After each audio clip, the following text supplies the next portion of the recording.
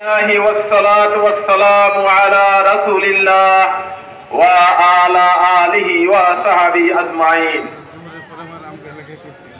ফিলিস্তিনের নারী শিশু থেকে নির্মমভাবে পৈশাচিকভাবে যুদ্ধ বিরতি লঙ্ঘন করে যারা হামলা চালিয়েছে তার প্রতিবাদে আজকের এই জনসভার সম্মানিত জামাত ইসলামী নেতৃবৃন্দ, সম্মানিত সাংবাদিক বন্ধুগণ, আইন শৃঙ্খলা রক্ষাকারীর সদস্যগণ, সম্মানিত গাজীপুরবাসী, আসসালামু আলাইকুম ওয়া রাহমাতুল্লাহি ওয়া বারাকাতুহু।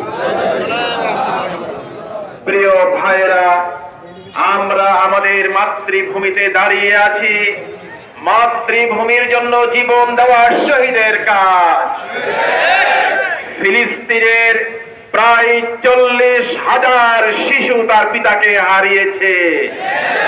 প্রায় 30,000 পিতা তার সন্তানদেরকে হারিয়েছে।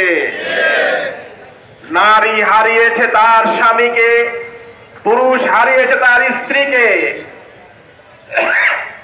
সন্তান হারিয়েছে তার পিতাকে। বিশ্বব্যাপী মানবাধিকার লঙ্ঘিত হচ্ছে। আমরা দেখতে পাচ্ছি জাতিসংঘ কোনো ভূমিকা রাখছে না।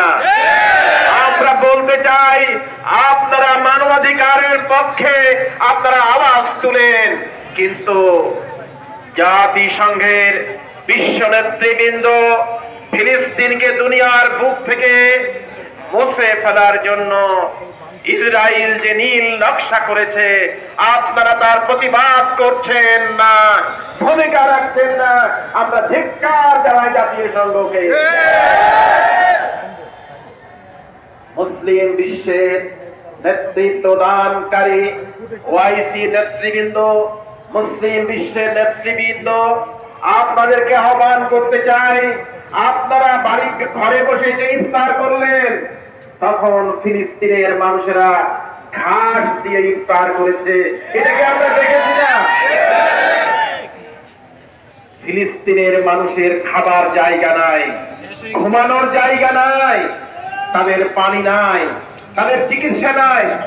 এই অবস্থায় আজকে ফিলিস্তিনকে দুনিয়া থেকে মুছে ফেলার জন্য ইসরায়েলের এই নৃশংস হত্যাকাণ্ডের জন্য জামাত ইসলামী বাংলাদেশ জামাত ইসলামী তার প্রতিবাদ করছে।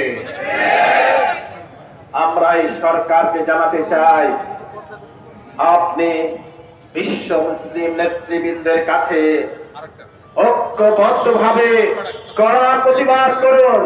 হয় তারা থাকবে, না হয় মুসলিম বিশ্ব থাকবে। এর জন্য একটা হতে পারে না।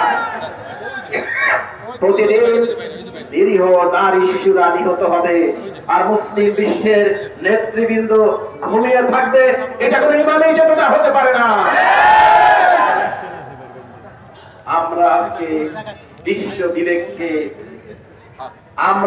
বিশ্ব বিবেকের কাছে আবেদন জানাতে চাই, আপনারা দ্রুত জাতিসংঘের অধিবেশন ডাকুন।